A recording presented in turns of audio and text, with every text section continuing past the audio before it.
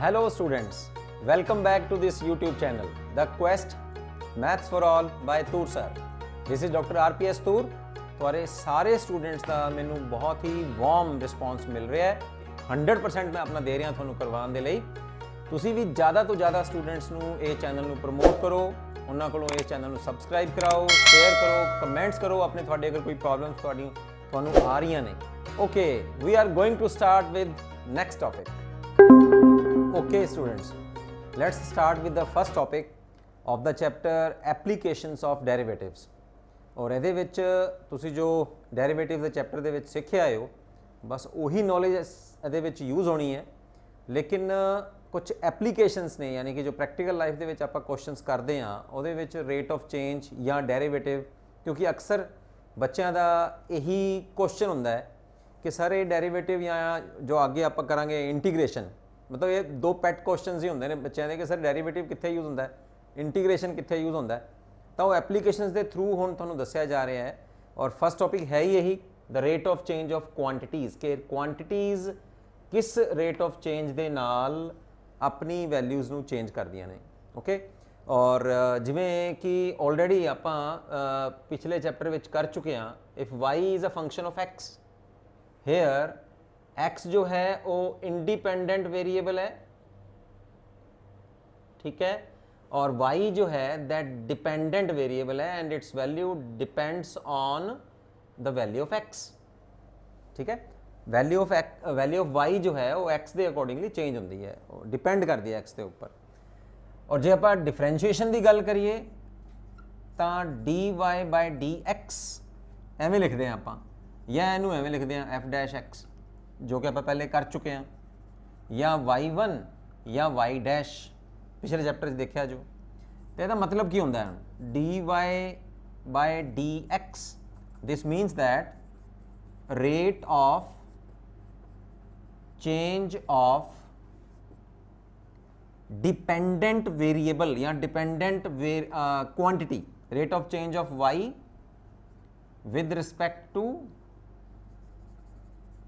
with respect to x, ठीक है, independent variable के रिस्पैक्ट में करते हैं। जिदा रेट ऑफ चेंज यानी कि जिदा डिफरेंशिएशन हो रहा है वो डिपेंडेंट वेरिएबल होना चाहिए, और जो जिदे रिस्पैक्ट में कर रहे हैं वो इंडिपेंडेंट वेरिएबल होएगा। ये तो उदों है जदों y और x जो है वो एक्सप्लिसिट फंक्शन होण।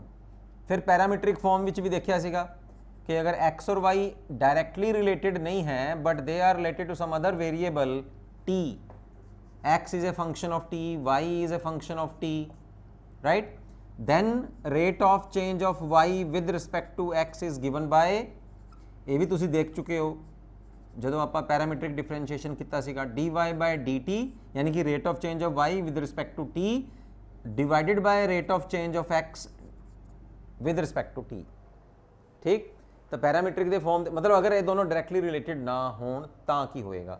और काम वही है, बस कुछ प्रैक्टिकली एग्जाम्पल्स तुसी लैन वाले हो ਇਹਦੇ ਵਿੱਚ, और let's clear this topic with the help of some examples. Example number 1 देखो हुण, क्योंकि ये कुछ लेंथी स्टेटमेंट्स ने तो तुसी बुक्स अपनी खोल लो, और मैं जी स्टेटमेंट्स ने वो इत्थे मैं लिखन नहीं वाला हैगा, वो मेरी स्क्रीन के उपर तुहानूं नज़र आ जाएंगे। जिवें कि हुण फस्ट एग्जाम्पल है, या बैटर तो ये रहेगा अपनी बुक सामने रखो तुसी, ठीक है, ज़्यादा समझ आएगा। फर्स्ट एग्जाम्पल है find the rate of change of the area of a circle per second with respect to its radius, ठीक है। Rate of change of area of a circle, तो एरिया ऑफ अ सर्कल अगर radius उहदी हमने radius तुहानूं दित्ती हुई है, ठीक है, रेडियस आर है, तो उन्होंने मनन की लोड़ नहीं है। Here you have given the radius is equal to r, तो एरिया कितना होएगा पाई आर स्केयर। एरिया नूं आपां ए मान लैंदे हैं। मंग की रहे हैं अपने को d a by d r, rate of change of area with respect to radius. तो इत्थे आर जिहड़ा है वो वेरीएबल है, पाई कॉन्स्टेंट है, वो तुहानूं पता ही है वैसे भी, है ना। और आर के रिस्पैक्ट में कर रहे हैं, r is a independent variable and area depends on the radius, ठीक। ये तो होंदा ही है, एरिया जो होंदा है, जो आप एरिया किस सर्कल का कढ़ते हैं तो वो कितनी रेडियस है उस सर्कल की वो पर ही डिपेंड करेगा। रेडियस ज़्यादा है तो एरिया ज़्यादा होएगा, और डायरैक्टली प्रोपोर्शनल होंदा है ना। तो हम इसका डेरीवेटिव करांगे। डेरीवेटिव बिल्कुल सेम करना है, तुसी जो पिछे सीख के आए हो बस आ rate of change of area आ गया, आंसर है। लेकिन हुण वो तुहानूं कह रहा है कि आर की वैल्यू तुसीं 5 भरो, यानी कि अगर आर की वैल्यू रेडियस की वैल्यू 5 सेंटीमीटर होएगी तो rate of change of area की होएगा, यानी कि एरिया दे विच की चेंज आएगा विद रिस्पैक्ट टू रेडियस। तो कितना आ गया 2 पाई इंटू 5 यानी कि 10 पाई सेंटीमीटर स्क्वायर के हिसाब नाल उहदे विच जिहड़ा हैगा वो की कहीदा रेट ऑफ चेंज उहदे विच आएगा, चेंज आएगा। Thus the area of circle is changing at the rate of 10 pi centimetre square. ठीक है, okay. So the rate of change of area with respect to radius is area किमें change हो रहा है 10 pi centimetre square per second. ठीक है, ये हिसाब नाल मतलब तुसीं ये लगाना ही लगाना है और आंसर आ गया अपने को। सैकेंड क्वेश्चन, सैकेंड एग्जाम्पल की कह रहा है, this was your example number 1 जो सॉल्वड एग्जाम्पल्स विच है ने।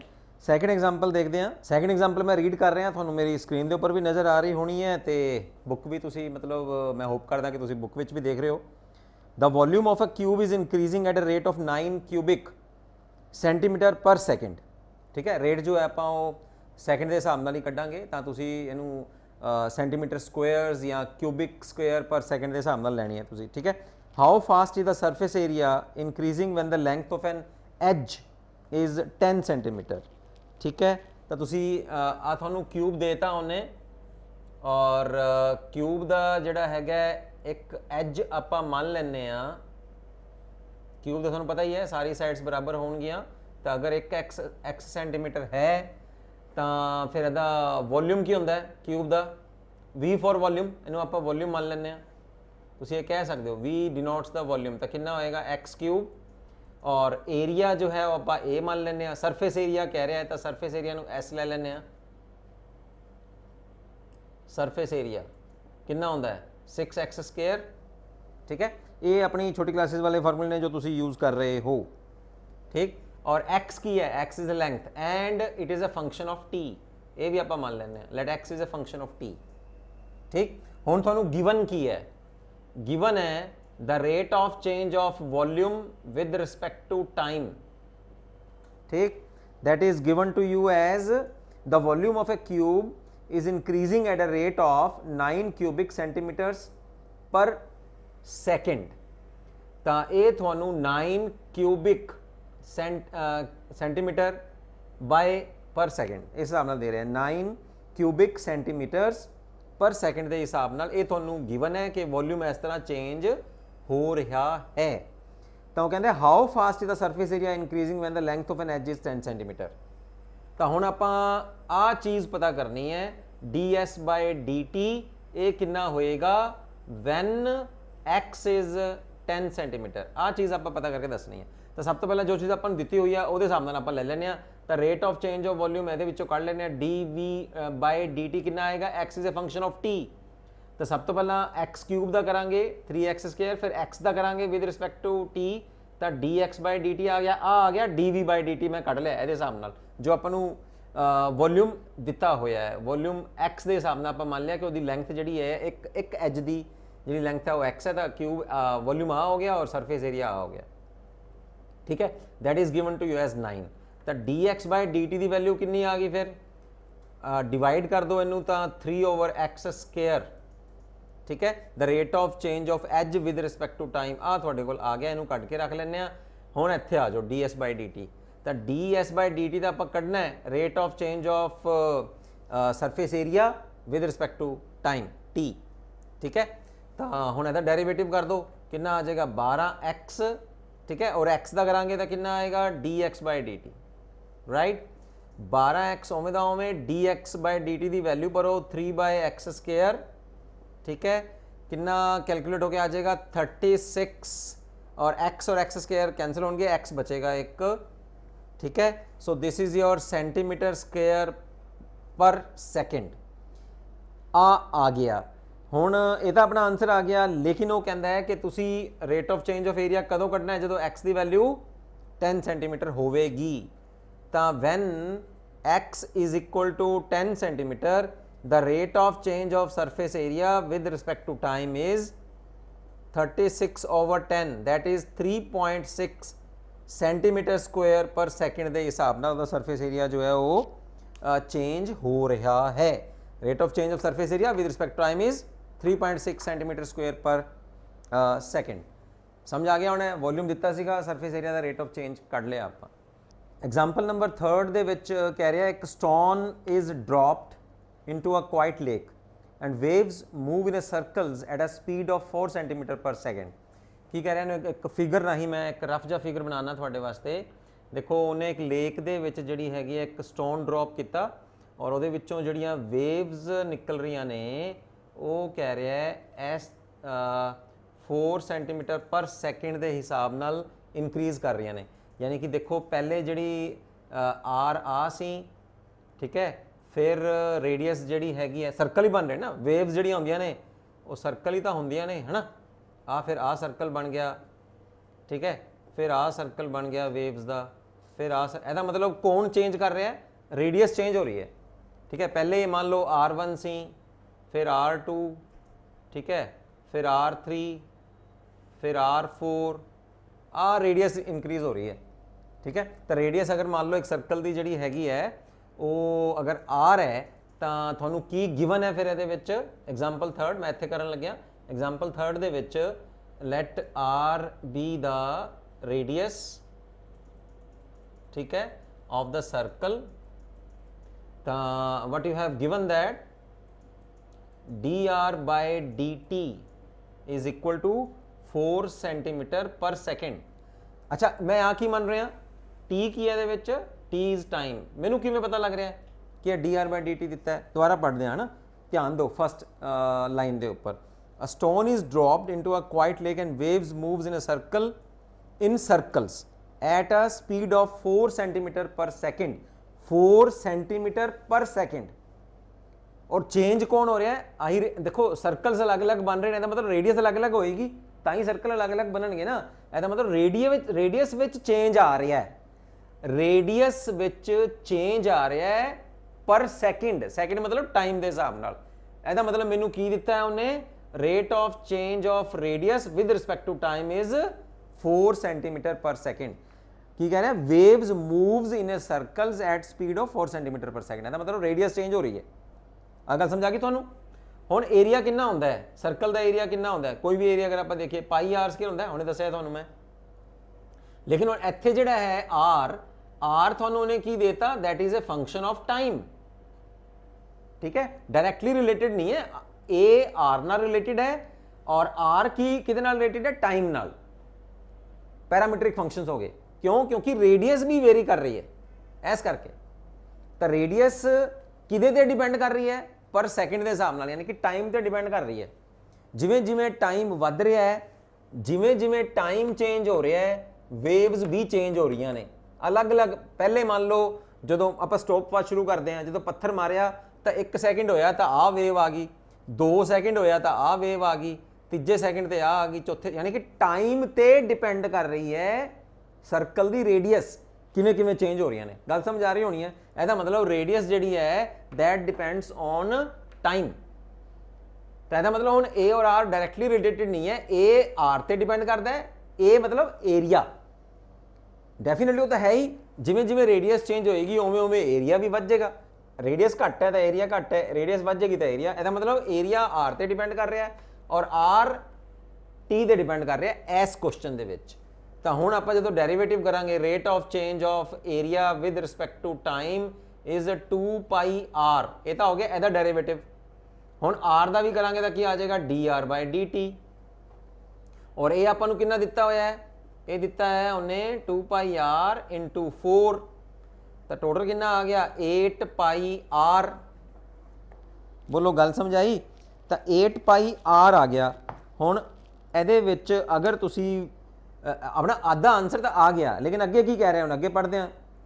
At the instant, at the instant मतलब एक एज ए सैकेंड दे विच, किसी एक मोमेंट ते, किसी एक इंस्टेंट ते, किसी एक टाइम ते, when the radius of the circular wave is 10 centimeter, how fast is the enclosed area increasing। हुण वो कह रहा है कि जदों इत्थे थोड़े इत्थे करके ले लेने है ना, क्योंकि विचकार हो जाएगा सारा फिर ना, क्योंकि फिर रेडियस नहीं तो विच नहीं पता लगती। चलो हुण कह रहा जो रेडियस की वैल्यू 10 सेंटीमीटर होगी उदों दसो भी एरिया किवें फास्ट एनक्लोज हो रहा है ना। How fast is the enclose area, जो एरिया बनाया सी उस वेव ने वो कितना फास्ट इंक्रीज कर रहा है। हुण इत्थे तां अपने को rate of change of area तो आ ही गया, किस हिसाब नाल वेरी कर रहा है 8 पाई आर। हुण आर की वैल्यू कितनी पुट करनी है 10 सेंटीमीटर। एक ऐस इंस्टेंट ते पता कर रहे हैं कि जदों रेडियस आर 10 सेंटीमीटर सी उदों एरिया दे विच कितना चेंज आ रहा सी, तां कितना चेंज आया d b by D t, d a by D t is इत्थे 10 भरो तो कितना आ जाएगा 80 पाई। चलो पहले भर के ही देख लेने है ना डायरैक्ट 8 पाई इंटू 10 तो कितना आया 80 पाई सेंटीमीटर स्क्वायर पर सैकेंड के हिसाब नाल उहदा एरिया जिहड़ा हैगा वो इनक्रीज कर रहा है। समझ आ गया होना, तुहानूं फिगर भी बना के दसता इहदे च भी, और जिन्नी तरीके मैं वधिया तरीके नाल दस्सिया वो उन्हां तुहानूं बुक विच समझ नहीं आन लग्या कि रेडियस इत्थे क्यों चेंज कर रही सीगी, क्योंकि वो वेव्स ने है ना। Okay now let's move towards fourth. अगला एग्जाम्पल तुहानूं कह रहा है वो the length x of a rectangle is decreasing at the rate of 3 centimetre per minute, ठीक है, and width y is increasing at the rate of 2 centimetre per minute.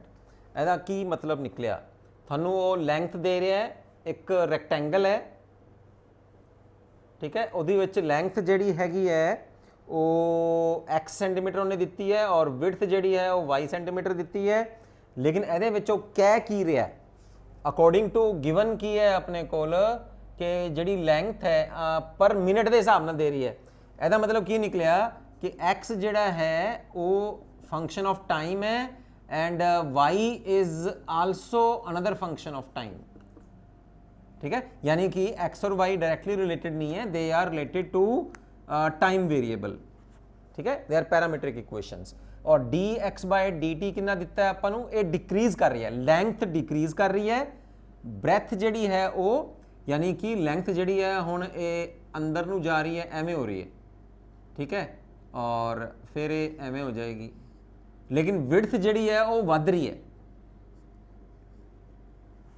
ठीक है, विड्थ वध रही है, ये इंक्रीज कर रही है, मतलब मैं तुहानूं लेंथ मुताबिक दस्सिया विड्थ तो इंक्रीज कर रही है, तो यदा मतलब की होएगा कि लेंथ वधेगी और विड्थ है वधेगी, तो एक्स विच चेंज आ रहा है, वाई विच पॉजिटिव चेंज आ रहा है, एक्स विच नैगेटिव चेंज आ रहा है। तो जो नैगेटिव चेंज आवे ना तो एक माइनस साइन जरूर लगा लो, तो rate of 3 centimetre per minute है ना, तो -3 सेंटीमीटर पर मिनट आ जाएगा, 3 सेंटीमीटर पर मिनट, ठीक है, मिनट लगा लो इतने या टाइम। ओके तो d y by D T की आ जाएगा, फिर d y by D t 2 centimetre per minute के हिसाब नाल इनक्रीज कर रही है, तो 2 सेंटीमीटर पर मिनट। बोलो आ गल समझ आ गई। हुण फस्ट पार्ट विच की मंग रहा तुहाडे कोल, find the when x is 10 centimetre and Y is 6 centimetre, मतलब जदों एक्स विच जदों एक्स किसी पर्टिकुलर मोमेंट के उपर एक्स की वैल्यू 10 होगी और वाई की वैल्यू 6 होगी, उदों तुसी पता करके दसो कि rate of change of perimeter, तो पैरीमीटर नूं आपां पी मान लैंदे आ, पैरीमीटर ऑफ रैक्टेंगल पता तुहानूं की हुंदा है 2 टाइम्स लेंथ प्लस विड्थ या ब्रेथ, ठीक है, डेरिवेटिव कर दो फिर, rate of change of perimeter with respect to time 2 times d x by D t plus d y by D t. बोलो गल समझ आ गई होनी है।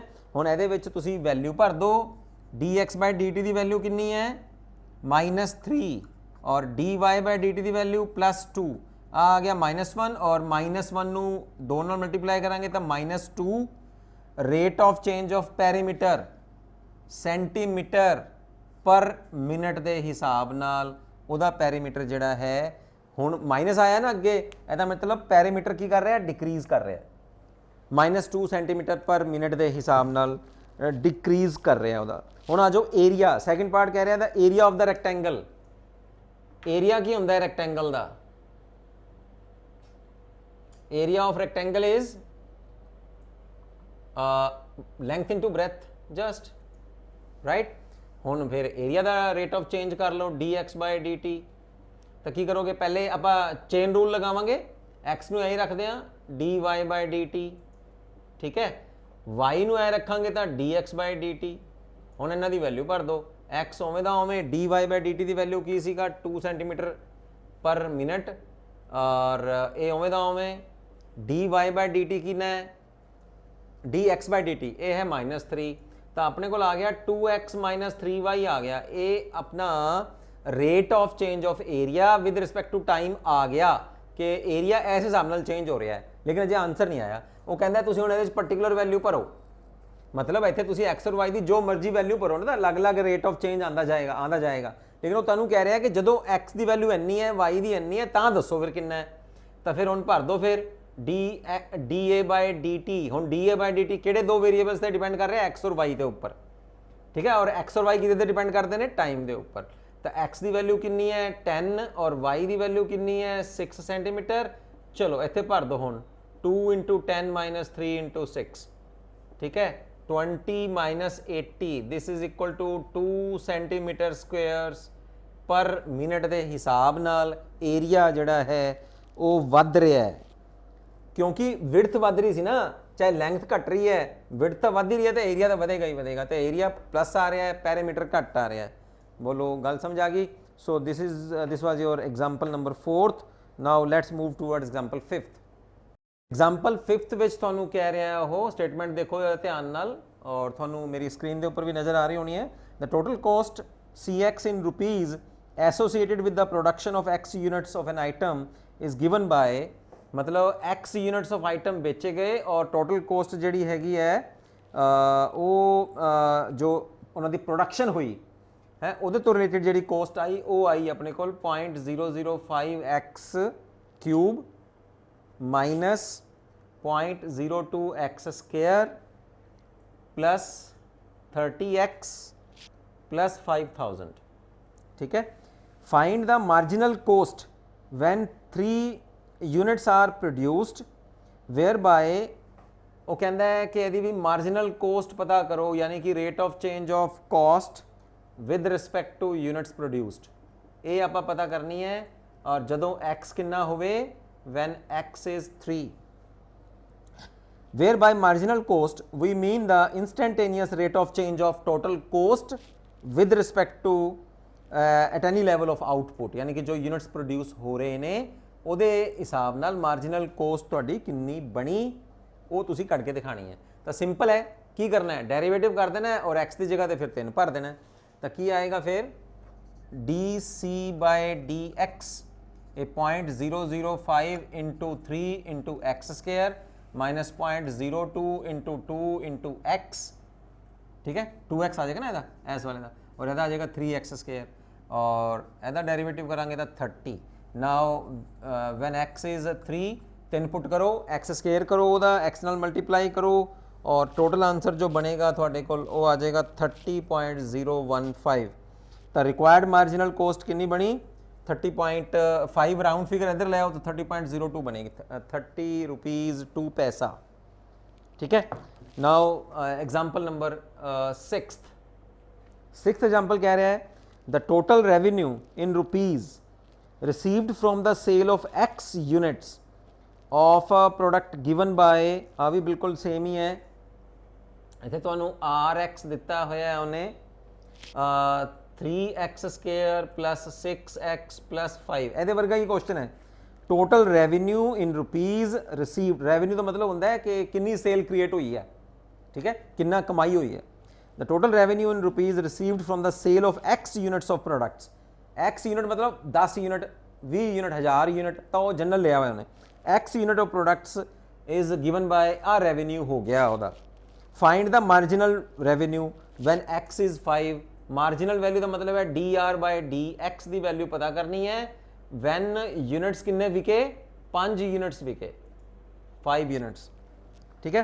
Where by the marginal revenue we mean that the rate of change of total revenue with respect to the number of items sold at an instant, बिल्कुल same question है। Derivative करो और डेरिवेटिव करके x की value 5 भर दो, dr/dx आ जाएगा 6x plus 6, x की वैल्यू 5 यूनिट भरो तो 6 × 5 प्लस 6, दैट इज योर कितना आया, ये आ गया 6x प्लस 6 ही तो आया, हाँ 36 है इतने। आ जरा स्टेटमेंट ठीक करो अपनी, मैं इतने 6 लिख गया सीगा, दिस इज योर 36, तो इतने आ गया थोड़े को 36। हुण 30 प्लस 36 कितना आया थोड़े को, ये आ गया 66 रुपीज़ का जड़ा है वो रेवन्यू क्रिएट होया, किन्ने यूनिट्स बेच के, 5 यूनिट्स बेच के। ये थोड़े को जनरल इक्वेशन है। हुण इहदे विच एक्स की वैल्यू भरते रहो 10 यूनिट विके तो इत्थे 10 दी इत्थे एक्स की 10 भर दो, 15 यूनिट विके तो किस हिसाब नाल रेट ऑफ चेंज इनक्रीज हो रहा है। थानू हुण पता लग रहा होगा कि डेरिवेटिव कित्थे हुंदा है। जदों आपां एक्स की वैल्यू इत्थे पुट करांगे तो कितना आएगा 6 × 10 + 36 तो कितना हो गया 60 + 36 यानी कि 96 आ गया थोड़े वास्ते। मतलब ਇੱਥੇ ਜਾ ਕੇ ਉਹਨੂੰ 96 रुपीज़ ਦੀ ਜਿਹੜੀ ਹੈਗੀ ਹੈ ਉਹ ਸੇਲ ਕ੍ਰੀਏਟ ਹੋ ਗਈ, ਉਹਨੂੰ ਪੈਸਾ ਆ ਗਿਆ। This is ₹66 and this is ₹96। ਆ ਮਤਲਬ ਹੈ ਰੇਟ ਆਫ ਚੇਂਜ ਦਾ। ਹੁਣ ਐਕਸ ਦੀ ਵੈਲਿਊ ਡਿਫਰੈਂਟ ਚੇਂਜ ਕਰਦੇ ਰਹੋ ਤਾਂ ਇੱਥੇ ਰੈਵਨਿਊ ਦੇ ਫਿਰ ਡੈਰੀਵੇਟਿਵ ਕਰਕੇ ਕਿਸ ਤਰ੍ਹਾਂ ਰੈਵਨਿਊ ਚੇਂਜ ਹੋ ਰਿਹਾ ਹੈ ਉਹਦੇ ਵਿੱਚ ਐਕਸ ਦੀ ਵੈਲਿਊ ਭਰਦੇ ਰਹੋ ਤਾਂ ਤੁਹਾਨੂੰ ਡਿਫਰੈਂਟ ਰੈਵਨਿਊਜ਼ ਡਿਫਰੈਂਟ ਉਹਦੀ ਕੋਸਟ, ਉਹਦੀ ਜਿਹੜੀ ਮਾਰਜਨਲ ਉਹਨੂੰ ਕਮਾਈ ਹੋਈ ਹੈ ਉਹ ਤੁਹਾਡੇ ਕੋਲ ਆਉਂਦੀ ਰਹੇਗੀ, ਰੈਵਨਿਊ ਆਉਂਦਾ ਰਹੇਗਾ। Same is here. ਇਹ ਹੈ ਕਿ ਉਹਦੀ ਕੋਸਟ, ਜਦੋਂ ਉਹਨੂੰ ਕੋਸਟ ਲੱਗੀ 3 ਯੂਨਿਟ ਜਦੋਂ ਉਹਨੇ ਪ੍ਰੋਡਿਊਸ ਕੀਤੇ ਸੀ ਤਾਂ ਇੰਨੀ ਕੋਸਟ ਲੱਗੀ 30 ਰੁਪਏ ਦੀ। ਹੁਣ ਇਹਦੇ ਵਿੱਚ ਐਕਸ ਦੀ ਵੈਲਿਊ ਚੇਂਜ ਕਰ ਦਿਓ, 6 ਕਰ ਦਿਓ, 10 ਕਰ ਦਿਓ ਤਾਂ ਫਿਰ ਡਿਫਰੈਂਟ ਕੋਸਟ ਆ ਜਾਏਗੀ। ਤਾਂ ਇੱਥੇ ਯੂਜ਼ ਹੋ ਰਹੇ ਨੇ ਆਪਣੇ ਕੋਲ ਕਿ ਰੇਟ ਆਫ ਚੇਂਜ ਦਾ ਮਤਲਬ ਕੀ ਹੁੰਦਾ ਹੈ। ਜਿਵੇਂ ਜਿਵੇਂ ਤੁਸੀਂ ਇਹਦੇ ਪ੍ਰੈਕਟੀਕਲ ਐਗਜ਼ਾਮਪਲਸ ਕਰਦੇ ਜਾਓਗੇ ਉਵੇਂ ਤੁਹਾਨੂੰ ਯੂਜ਼ੁਅਲ ਲਾਈਫ ਦੇ ਵਿੱਚ, ਡੇਲੀ ਲਾਈਫ ਦੇ ਵਿੱਚ ਵੀ ਡੈਰੀਵੇਸ਼ਨ ਦਾ, ਡਿਫਰੈਂਸ਼ੀਏਸ਼ਨ ਦਾ ਜਿਹੜਾ ਹੈਗਾ ਉਹ ਯੂਜ਼ਸ ਪਤਾ ਲੱਗਦਾ ਜਾਏਗਾ। ਜਿਵੇਂ ਕਿ ਨੈਕਸਟ ਟੌਪਿਕ, ਵੈਸੇ ਇਹਦੇ ਬਾਅਦ ਹੁਣ ਆਪਾਂ ਐਗਜ਼ਾਮਪਲਸ ਕਰਾਂਗੇ, ਇਹਦੀਆਂ ਐਗਜ਼ਾਮਪਲ ਹੋ ਗਈਆਂ ਨੇ। 6.1 ਐਕਸਰਸਾਈਜ਼ ਕਰਾਂਗੇ। ਓਕੇ, ਸੋ ਨੈਕਸਟ ਟਾਈਮ ਅੱਜ ਦੇ ਲਈ ਇੰਨਾ ਹੀ, ਐਗਜ਼ਾਮਪਲਸ ਲਈ ਇੱਥੇ ਆਪਾਂ ਇੰਨਾ ਹੀ ਕਰਦੇ ਹਾਂ। ਔਰ ਨੈਕਸਟ ਟਾਈਮ ਜਿਹੜਾ ਹੈਗਾ we shall start with the exercise of this topic, rate of change of quantities. Okay ji, see you.